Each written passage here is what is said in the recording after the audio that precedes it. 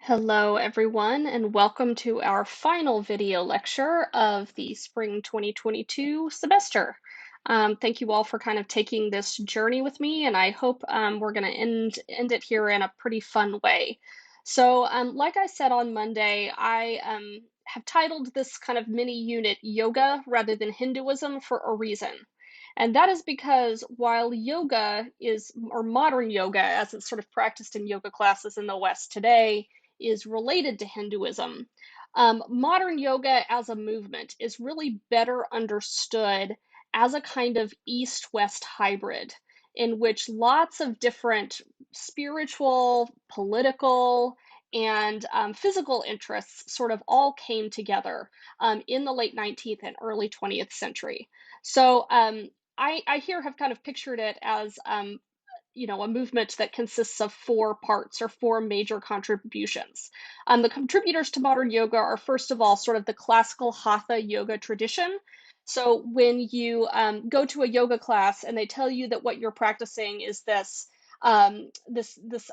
spiritual practice or this physical practice, this mind body practice that is centuries old and dates back to Indian antiquity, like this is kind of what they're talking about. There is a kind of ancient yoga tradition. It's just pretty different from what we do in modern yoga classes today. Another major influence was a religious movement known as Theosophy, which was related in a lot of ways to spiritualism, which we've heard a presentation on for class recently. Another major contributor was the American New Thought movement, which, like we talked about back in March, is related to Christian Science, is kind of one of the offshoots of Christian Science. And the last major influence is Western physical culture. So, kind of the trend or the interest in physical fitness that happened at the end of the 19th century in the United States and also in a lot of parts of Europe. So I'm going to kind of take each of these four components and explain um, kind of first of all what they are and what they contributed to the way that modern yoga looks today. So in the chapter that I had you read from Michelle Goldberg's book on yoga, she kind of like debunks the idea that the yoga we know today is again like this ancient Hindu practice that goes back for millennia, and sort of suggests that kind of the modern adaptation of of yoga is not so much an appropriation as it is kind of its own, an appropriation of Hinduism as it's kind of its own thing. But whether or not this history, I don't know, kind of ruins yoga for you, or whether it makes you feel a little bit more free to just kind of take whatever you like from it. I don't know. People kind of have different reactions to learning about this stuff. But the point here is just to kind of, again, explain in hopefully a kind of interesting and fun way where it is that the modern practice of yoga comes from. So, first of all, let's start with classical yoga. So, again, what most people think they're referring to when they talk about yoga as a millennia old practice. So, there is, of course, an ancient tradition of yoga that is related to forms of Hindu spirituality going all the way back to, before the time of Christ. So, all the way back to 200 BC. So the first original text that we have that describes the practice of a yogi is the Sutras of Patanjali. But this practice really has very little to do with the kind of physical fitness movement that we understand yoga to be today. It was about discipline of the body, but for a very particular purpose, not for the purpose of making the body healthier, but as a kind of ascetic practice to try to escape the suffering of the world through detachment from the physical realm. So it was really about a kind of spiritual perfectionism, about a kind of search for spiritual enlightenment by subjecting the body to this very, very, very intense discipline. And again, while we understand yoga today to be almost a kind of self-help practice, something that makes us feel better, makes us helps us manage our stress and anxiety, helps us be healthier, etc. Classical yoga was really about self-negation. So about sort of like getting the body to do stuff that it wouldn't normally do of of trying to basically escape from the physical realm. So Goldberg calls it a schema for escaping the pain of worldly existence through the dissolution of the ego and the cessation of thought. So, like a typical yogi would have been, a guy, not necessarily like this modern man pictured here, but would have been like an ascetic. So, like a guy who looks like he hasn't eaten a whole lot because he hasn't, who doesn't wear a whole lot of clothes, who kind of walks around half naked, and who gets his body into all kinds of very strange positions, and who tries to exercise like really extreme control of the body, by like say, trying to slow down one's heart rate at will, or trying to hold one's breath for a very long time. Um, this type of yoga also integrated a lot of other what are called Hindu occult practices. So these kind of secret practices, such as trying to like reverse the normal bodily functions, like by ingesting bodily fluids. You can see how this could go into a pretty gross place eventually. But by the 12th century, this is kind of what the typical yogi, was known as kind of an ascetic, somebody who walked around mostly, without many clothes on, who adopts all kinds of really weird postures, who imposes a really kind of extreme version of self-discipline on oneself. But they weren't like going around teaching other people how to do this, like weren't going around teaching, say, poets and professionals and bureaucrats and stuff how to do this sort of thing for the purpose of making them like healthier or more enlightened. It was mostly a kind of personal discipline taken upon oneself by a person who was predisposed to follow a pretty extreme religious path. The focus of yoga at this time was to release Kundalini energy at the base of the spine and direct it through the body chakras at the top of the head. So, if you understand what that means, good for you, but I'm not going to hold you responsible for knowing what that means as a result of having watched this lecture. I'm not going to try to explain all of the kind of theory behind, or the kind of the Hindu influence behind yoga. This is more kind of focusing on the history. So, by the 15th to the 19th century, so in the centuries kind of leading up to the British Raj, the kind of takeover of India by the British Empire, there was sort of this class of yogi warriors. Okay, so men who again practiced this kind of asceticism, practiced this kind of extreme physical discipline, and who, because of this, were like really good fighters, and so they hired themselves out as mercenaries, and would fight for basically whoever would pay them. Again, pretty different from what we think of as yoga today. This was a sort of warrior class that was eventually dispersed by the British Raj, but they stuck around. Okay, so by the 19th century, you certainly did have these yogis who, again, would kind of sit on beaches and adopt these weird postures. They would collect money from, kind of gullible tourists who thought that what they were doing was absolutely amazing.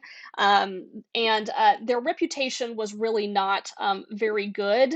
A lot of Indian intellectuals and Orthodox Hindus of this period saw them as very disreputable, thought that these were people who discredited Indian culture and discredited Hinduism because of their kind of radicalism and because of their just basic weirdness. And Westerners also, just kind of thought they were very strange and thought it was, either thought of it in kind of an Orientalist way, where it was just kind of one of the curiosities of this strange exotic place, or saw it as a kind of token of Indian degeneracy and sort of the need for them to be ruled by a Western power. So, again, kind of the point of this is that by the 19th century, yoga doesn't have a very good reputation, either among Westerners or among Hindus, whether they are sort of Orthodox Hindus or kind of more Westernized reformers. Nobody really liked yogis. They just thought that they were very strange, thought that it kind of discredited local traditions, and this was not at all like a practice that was part of the Indian mainstream by the 19th century. Um, but that begins to change later in the 19th century. And one of the reasons for this is that you have in the 19th century the introduction of a spiritual movement called Theosophy. Um, Theosophy is a religious or spiritual movement that kind of drew upon a lot of Hindu teachings and even Buddhist teachings to kind of and elevated basically Eastern culture. So, the basic belief of theosophists is that there is this kind of secret brotherhood of spiritual masters who possess all of this ancient wisdom and these supernatural powers that are key to like transforming the world and making it a better place. And the idea was that this secret brotherhood of masters lived somewhere in Tibet, so somewhere in the East, and that eventually they would be kind of discovered and brought out into the larger world, and they would transform the world with their knowledge. However, they also believed that, at least in their time, this secret brotherhood of spiritual masters was concealed. They were working in hiding. So the major proponents of theosophy were people like Henry Alcott, who was an American, and Helena Blavatsky, who actually came from Russia. She was a Russian immigrant. But these were kind of the American originators of the theosophical movement. Um, it also drew a lot from spiritualism. So, because theosophists would often claim to be able to communicate with these spiritual masters who were hidden through the kind of the same things that spiritualists would do by, kind of holding ceremonies like seances in which a medium would attempt to contact one of these masters across a kind of astral plane or something like that. So you had these individuals in the West who would kind of promote themselves as people who were able to speak to and interpret the teachings of these masters. But you also had later on a phenomenon of sort of these spiritual prodigies or these spiritual masters being discovered by Westerners in the East and then brought over to the East as gurus. So if you're familiar at all with kind of the tradition of, say, Indian gurus being brought to America or being brought to different parts of Europe to spread their teachings, usually in partnership with some Westerners who would help translate and help them kind of navigate Western society and Western politics and that kind of stuff. This is really where that starts.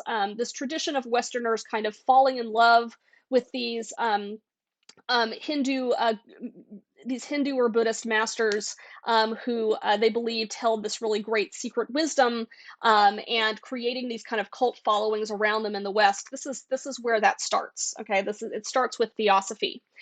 Theosophy was actually really popular not only among Westerners who were living in Asia, who were living in places like India, but it also was really popular with Indians themselves.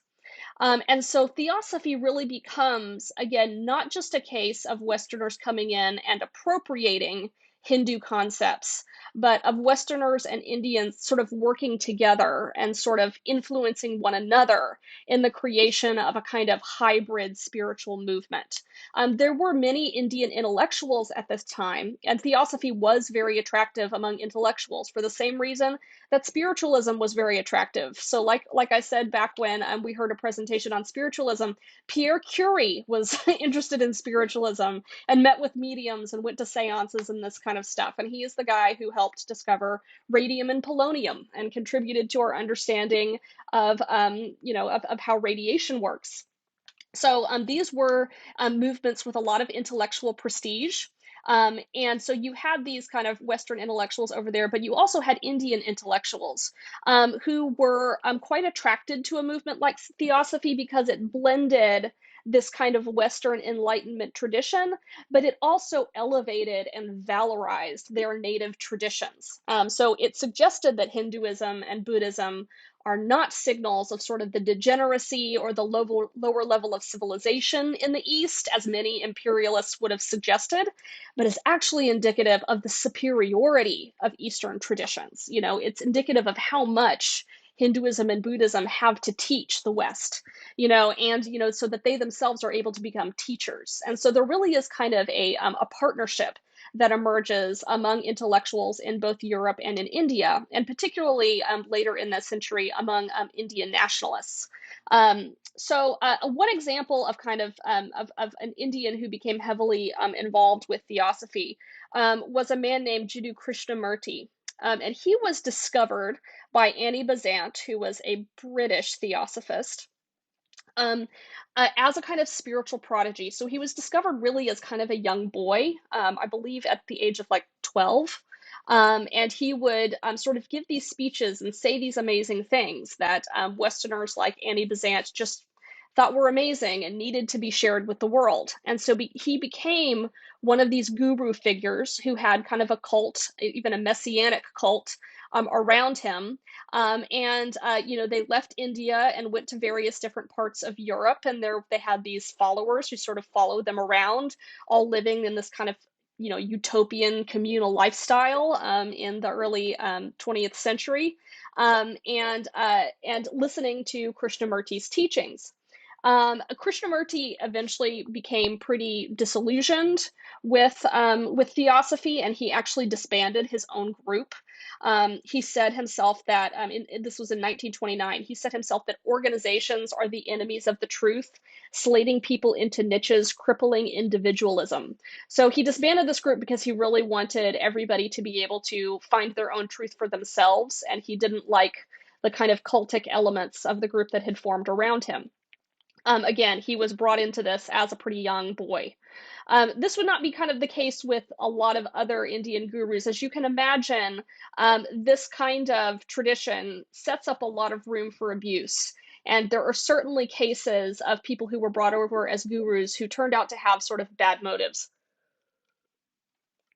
So who either were kind of using their following as in a kind of corrupt way by taking a lot of money from members who were sexually abusing people, that kind of thing. So this set up a lot of room for abuse. And we are actually going to kind of see a critique of this.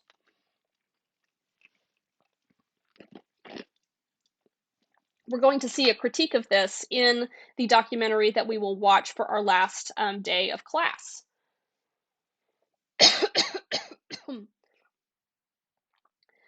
Because the documentarian who sort of masquerades as a guru in that piece, is trying to kind of critique what he sees as kind of a corrupt Indian tradition of sending gurus to the West. Okay, so another major contributor to the development of modern yoga is the New Thought movement. So back when we talked about Christian Science, we talked about how there were various members of that movement who didn't like Mary Baker Eddy, the founder, or who wanted to be able to combine their interest in mind-body healing or mental healing with other interests like Hinduism, like Buddhism, like spiritualism, etc., and so who felt very restricted by the intense Christian emphasis of Christian Science. So these new thought leaders, so these people who sort of grew a whole new movement out of kind of the, some of the pieces of Christian Science, were very influenced by Vedanta Hinduism, which is a kind of elite form of Hinduism. And William Walker Atkinson, who was a major New Thought leader, would actually write a book on Hatha Yoga himself under the name Yogi Rama Shakara. Yogi Rama Sharaka. I believe that's correct. So, so what we have here is an example of a Westerner essentially masquerading as an Indian and writing a book on Hatha Yoga, sort of under an assumed name, sort of uh, suggesting that he is an emissary from the East, giving this wisdom to Westerners. So, in the 20th century, this eventually evolves kind of into the New Age movement. And we talked about in our discussion of kind of the offshoots of Christian Science, all these different things that we see on Instagram and on various corners of social media, all of these different movements that sort of suggest that by controlling your mind, you can control your body and vice versa. And that you can achieve remarkable results in terms of health and physical improvement by applying these kinds of spiritual principles. So this eventually, like I said, New Thought merges into the New Age by the middle of the 20th century. So the final major contributor to the development of modern yoga, and I'm going to explain, of course, what exactly modern yoga is and who developed it momentarily. But the other major contributor is what's called Western physical culture. Okay, so at the end of the 19th century, you had this concern that basically Western countries are becoming very urban. Everybody is moving to major cities, and nobody is really, well, not nobody, but very few people are working on farms, not nearly as many as there used to be. Likewise, there's been a long period of peace in the late 19th century. There hasn't been a major conflict in a European country since the Crimean War in the 1860s, or the American Civil War again in the 1860s. So by the 1880s, 1890s, there's this concern that basically Europeans or Westerners are kind of losing their strength. They're not really fighting wars against each other anymore, although, of course, they would a couple of decades later. They are all moving into these kind of professional jobs where they don't have to do a whole lot of physical labor. They're sitting at desks, they're not very active anymore. And so there was a sense that Westerners, particularly Westerners who lived in cities and Western professionals, were becoming sort of over civilized and weak. And this was, of course, contrasted to the people who lived in major parts of the international empires of these Western states. So, you have British people who are coming into contact with a lot of people from India because the British Empire controls that area. And they tend to see the natives of those countries as, very physical, because these are people who are doing a lot of manual labor or who are engaged in or have been engaged in some kind of fighting. And so there's this kind of fear that basically Westerners are losing their strength, particularly when contrasted to the people who are living in countries that are being taken over by European empires. So there is kind of this merger of physical fitness as a movement and this idea of nationalism. So this is the moment where bodybuilding becomes a real thing. Like this guy here in the picture over on the left, people didn't look like that, really prior to the 1890s, unless, again, you were doing a lot of really heavy labor. But I mean, the idea of doing exercise purely for the purpose of developing strength rather than as kind of a byproduct of the fact that you're lifting very heavy things as a part of your just day to day life. This concept of physical fitness for its own sake is kind of an invention of Europeans in the late 19th century. And there was this idea that this was absolutely necessary in order to correct this supposed imbalance between the physicality, the physical strength of people who were living in the European colonies and the Europeans themselves. So this connection of physical fitness and national strength. So in the UK, in Britain, and in the United States, this took the form of the ideology of muscular Christianity. So this idea that everyone had an imperative to take care of their own body, which was also kind of joined with this idea that there's an imperative to conquer the world for Christ and for Western civilization. So every citizen of these countries had a duty to become physically fit, to take care of their bodies, because this is what would be necessary to project the strength of Christianity and Western civilization into the rest of the world.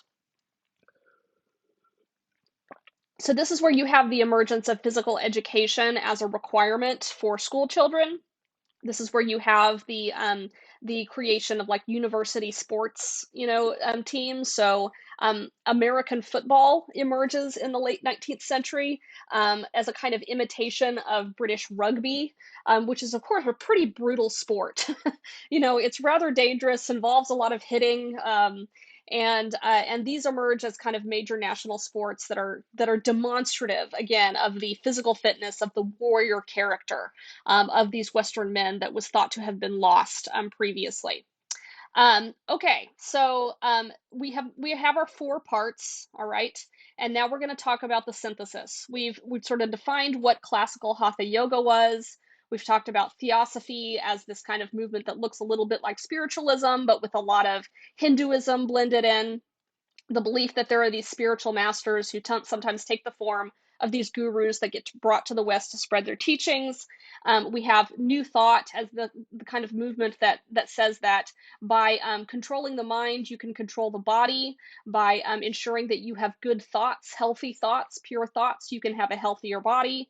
And then we have the emergence of Western physical culture as both a kind of a part of a nationalist ideology. And so this all comes together to form sort of the foundation of modern yoga, the foundation from which modern yoga will grow.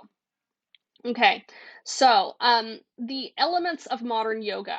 If you've never taken a yoga class, you're still probably familiar with some of this stuff. The elements that modern yoga takes from each of these movements are as follows. So classical hatha yoga. All right, so that's where we get yoga's emphasis on breath control. So one of the first things you're taught in a yoga class is how to breathe very deeply, how to control the diaphragm and how to breathe, how your breathing should be synchronized with the movements that you're making.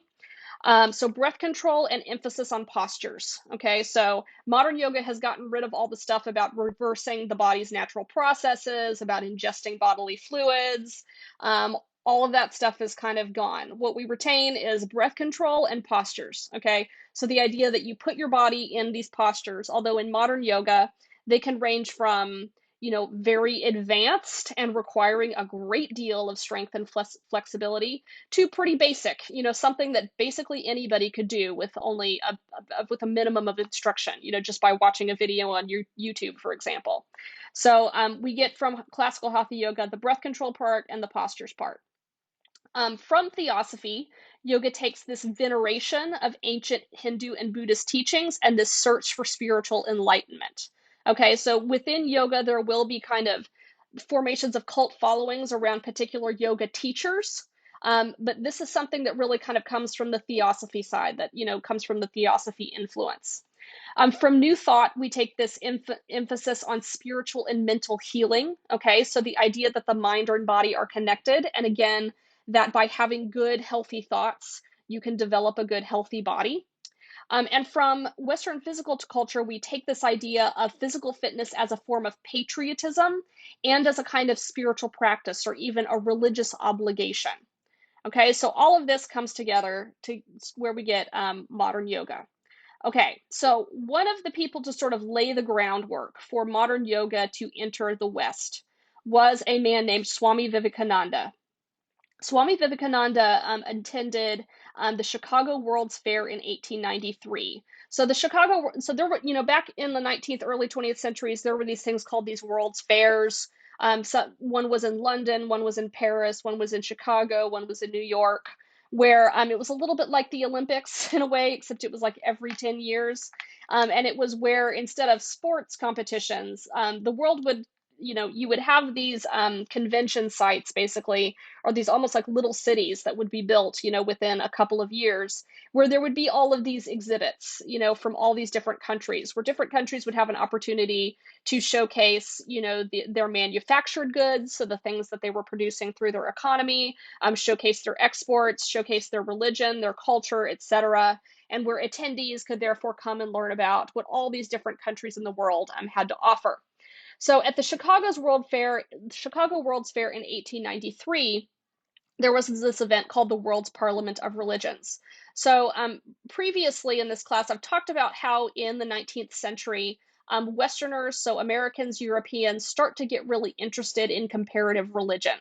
Okay, so start becoming interested in how other world religions differ from Christianity, and maybe even what people can learn from these other religions, what people who were born into Christian countries can learn from these other places. And so there was this event called the World's Parliament of Religions, which invited representatives from all different countries all over the world to kind of explain their religion and talk about, again, how different religious groups could cooperate with one another, and how they could what they had to learn from each other. And Swami Vivekananda was a representative for India, and he himself was an Indian nationalist. So he defended Hinduism at this event. And one of the things he was particularly lobbying for was an end to Christian missionary activity in India. So he saw this as kind of an offense or kind of an attempt again to kind of wipe out Indian culture. He was an ambassador in particular of Vedanta Hinduism, which, like I said, is kind of an elite form of Hinduism, which was appealing to Western intellectuals. So, like, this is again that kind of cross pollination. Swami Vivekananda comes over and he's speaking to Westerners and kind of saying again, Hinduism is a valuable cultural tradition. In particular, it has a lot that should be appealing for Western intellectual types. And we want you to stop sending Christian missionaries over there to teach people that their native religion is bad and that they should stop believing in it. Okay, so this is his influence. While he was in the United States, he came into contact with American Transcendentalism, American New Thought, and so was himself influenced by like the ideas of Ralph Waldo Emerson, by the ideas of the Transcendentalist movement, which again was also a movement that was heavily influenced by Hinduism and by Buddhism. And he, in turn, had a great influence on the American New Thought movement. And this is through him meeting lots of different people as he's on this trip. I won't explain all the details; it's described in more detail in Goldberg's book if you ever want to pick it up and read the whole thing, because it's a pretty good read.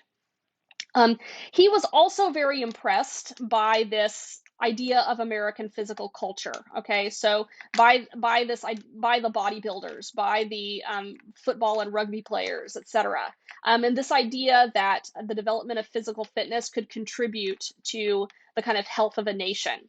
And so he, as an Indian nationalist, thought we need to get some of that. And he saw physical fitness as really a key to India's eventual independence. That, in order for Indians to be able to fight for their independence from the British eventually, they would need to develop a physical culture as well. Okay. So again, so this is one major figure who is kind of laying the groundwork. Then what we have in the late 19th century is this what's called the Hatha Renaissance. Okay, so like I said, by the early 19th century, yoga has a kind of disreputable place in Indian society. Elite Hindus view it as kind of an embarrassment, even kind of Western reformers, people who have been educated in Britain, and who are trying to reform India, they also see it as kind of embarrassing. Yogis are beggars and these kind of weird guys who hang out on the beach and stand on their heads and, perform for tourists and that kind of thing. So yoga has a bad reputation. But in the late 19th and early 20th century, there is this Hatha Renaissance. There's this kind of rediscovery of yoga and this idea that yoga should be sort of brought into the modern world. So there was a guy named Swami Kuvala. I always mispronounce this. I'm sorry. Kuvala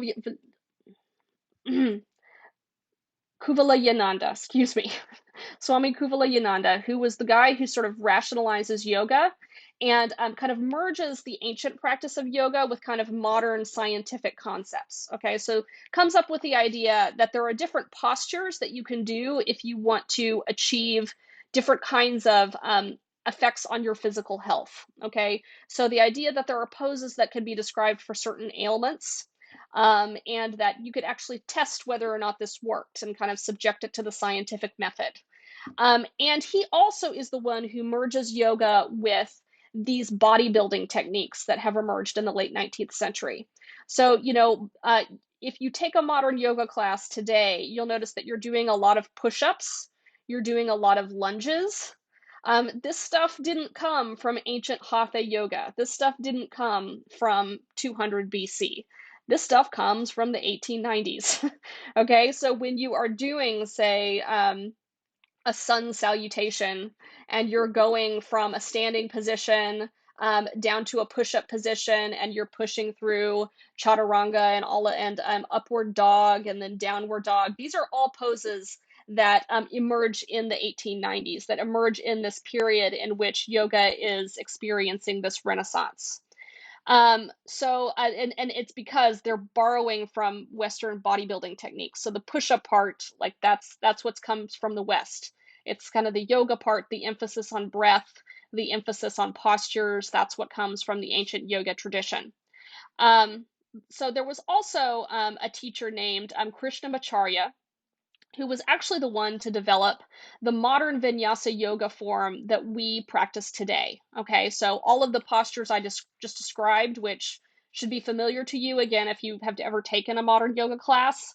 But he developed this actually not necessarily as like a spiritual practice, but as a form of physical education for young boys. So when you are doing modern vinyasa yoga, you're not really doing something that was done way back in 200 BC. You're doing something that was being taught to young boys in school in India as a form of physical education. It also integrated elements of the gymnastics program of the British Army. So again, like a merger of Eastern and Western influences. So Krishnamacharya and Kuvala were drawing from the influences that were all around them, both the influences that came from their native traditions, but also the influences they could see from the British people and the European people that were in India at the time. So that's where we get the yoga that looks like this. So the vinyasa yoga that is taught in yoga classes today, where you move through all of these positions from standing down to push-up positions, into these lunging positions like Warrior One and Warrior Two. At least those are the English names for them, what we call them today. Like this is where all of that comes from, is from Krishnamacharya and these early innovators in modern yoga. Again, early in the sense of like early 20th century, not necessarily 200 BC. And this is a practice that emerges in India during this period. So it's being taught in India. In fact, it's being taught at like uh, the uh, the palace of the Maharaja of Mysore. This is an Indian leader who sought to popularize modern yoga and invited Krishnamacharya to come teach at his palace. And so it becomes more of a part. So yoga grows from this practice that was kind of disreputable and associated with beggars who perform for tourists to this thing that is being done in the palaces of the most powerful Indian people, who are supported by the British Raj at this time. And so then from there, yoga gets imported to the West. So it develops as this Western Eastern synthesis, this hybrid of all of these different spiritual movements and nationalist movements and interest in physical fitness. It develops in India and then gets imported elsewhere. So, Michelle Goldberg's book in particular tells the story of the woman who is known for importing modern yoga to the United States. And that is a woman who went by the name Indra Devi, but her birth name was Eugenia Peterson. And like Helena Blavatsky, who was one of the early Theosophists, Eugenia Peterson was a Russian noblewoman. So she was born in 1899 in Riga. Her mother came from a noble family. Her father was a Swedish banker. And she fled Russia after the defeat of the White Army during the Russian Civil War after the Revolution and sort of traveled around Europe. So she lived briefly in Germany, in Poland, in Holland, and Latvia, and had many different professions. Sometimes she was an actress, for example. While she was in Europe, she became a theosophist and a follower of Jiddu Krishnamurti, who I talked about earlier as this young guru that was brought to Europe by Annie Besant and other theosophists, but who later renounced his position as a guru. Um, she later wound up, she was so inspired by Krishnamurti and so inspired by her exposure to Hinduism and Eastern religion that she went to India in the 1930s. She was a silent film actress while she was there, and she married the Czech ambassador. While she was there, she studied yoga under both Kuvala and Krishnamacharya, and she really believed sincerely in the idea that it could be a physical and mental healing practice. So something that could transform somebody's physical health and also make one healthier in the mind. And so she learns yoga under these Indian masters and then continues to teach yoga on the rest of her travels. So, as the wife of the Czech ambassador, she eventually gets moved to China. She and her husband move to Shanghai and actually stay in Shanghai throughout the entirety of World War II. And she teaches yoga within this sort of beleaguered expat community in Shanghai during the war. During the war, so in many ways, kind of a heroic undertaking, because this was, basically she was taking people who were in experiencing tremendous trauma and uncertainty as a result of the war, and giving them a way of kind of being able to cope with their circumstances by learning yoga, by learning to be able to calm their mind, by calming their breath and disciplining their body, and all of this stuff. So from there, she later moves to California in 1947, which turns out to be the perfect place for someone like her. You may recall that the Dharma Bums takes place mostly in California, not in the 1940s, but about a decade later. And you can see how California is kind of this perfect place for a woman like Indra Devi to come. She's going by at this point by a name that sounds very Indian. She's wearing saris and dressing like an Indian woman. And she professes to have all this wisdom and to have learned from these great teachers in the East. And so she finds a really eager clientele among the Hollywood elite and among wealthy women in California. And so she starts teaching yoga, and develops a real following. And she eventually writes several books. So she wrote a book called Forever Young, Forever Healthy, and a book called Yoga in America. And you can see from these titles how yoga begins to transform from kind of, again, this ancient practice that's associated with radical asceticism and radical discipline of the body to this kind of East West hybrid that comes to serve the purposes of Indian nationalism, to a self-help movement. To a movement that's about, looking better and staying young, and being always beautiful, and all of this stuff. So she combines the teachings of the leaders that, or the masters that she learned from back in India, with New Thought, or what is becoming the New Age, and with feminism. So she's teaching this primarily to women, again, as a way of becoming stronger, becoming more flexible, having more physical discipline, and being able to kind of handle the circumstances of your life better. So this is where we get the yoga that we know and love in the United States today. Michelle Goldberg describes what we have, yoga in the US, in this way. She says, yoga, as it eventually came to be practiced in the United States, elevates exercise into a sacrament, merging the contradictory quests for beauty and selflessness. It is a kind of secular magic, promising that by assuming certain physical positions, you can bring about specific changes in the body and soul, clearer skin and clearer thoughts. It's alchemy for a disenchanted age, rendered plausible to Westerners by translating esoteric tantric terms into the language of glands and hormones. So, like I said, yoga as it's practiced in the United States eventually becomes this movement that is focused on kind of the search for both physical and spiritual perfection, and becomes, of course, heavily commercialized, and kind of turns into all of these little yoga studios all over the United States, taught by anybody who earned a yoga certificate by taking online courses and that kind of thing. All right, so looking at the very commercial landscape of yoga in the US today, again, it can seem like it is this ancient tradition that has been very degraded by the introduction of Western American values and capitalism and consumerism.